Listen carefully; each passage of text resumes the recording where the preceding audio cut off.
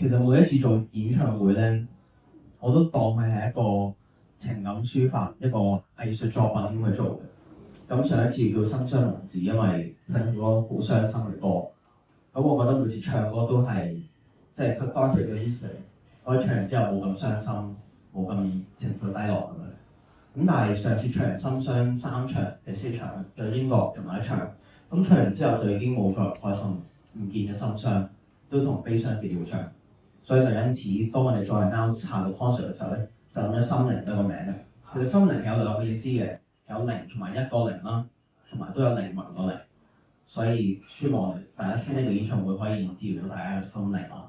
Nothing 其實我有3個 meaning 嘅 ，like 3 meanings for nothing。First meaning of nothing is to learn like you know nothing， 即係學習謙卑咁去睇呢個世界，就係謙虛同大家學嘢啊，同啲樂手、同啲觀眾、同即係整 show 嘅人同大家去學習咁樣。咁第二個就係 nothing to prove， 因為我本身喺個打籃球嘅時候咧，我係好 aggressive， 即係好想證明自己。尤其是我細粒，我打籃球都好想打贏啲高我嘅人咁樣。咁但係呢個 concert 就發現其實唔使同自己 prove 啲乜嘢，都唔使同大家 prove 啲乜嘢，做好自己就夠啦。咁第二個就係 nothing to prove。咁第三個就係 nothing to hold me back 咯。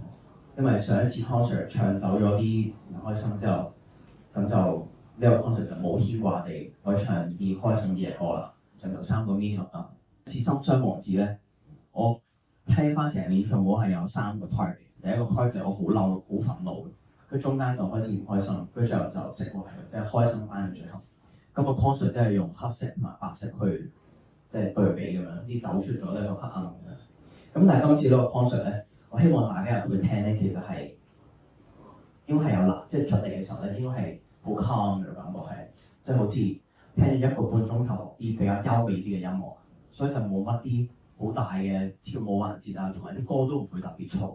即係如果你想同小朋友一齊睇，其實呢個係好嘅 idea 咯。同埋如果你即係可能好多人都瞓唔到覺咁樣，你想聽啲靜啲嘅音樂去瞓覺嘅話，你都可以嚟聽呢個演唱會。咁係一個比較 calm 嘅演唱會嚟嘅呢個，同埋應該都係喺我咁多演唱會裏面呢個應該係最 calm， 因為我都定好咗個 set list。今次唱歌其實都有諗好清楚唱咩歌，所以有啲 cover 會唱，有啲英文 cover 會唱咁，嗰啲同之前嘅歌好唔同咯，我覺得。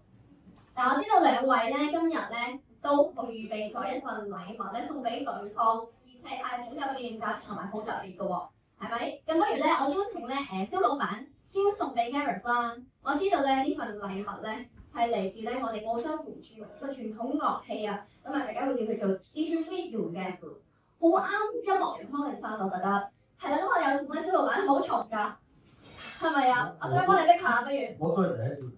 係啊。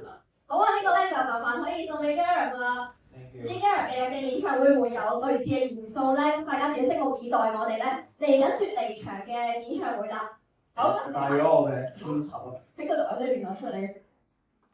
哇！呢個咧就係啱嘅。我嘅嚟啦，成。多謝。係嗰個灣人。係灣人嘅填詞人，係啦，咁啊過埋台姐。整咗10首歌。好，我哋不如咧獻。送俾呢個禮物咧，呢個係一次嚟啦，就想吹喎。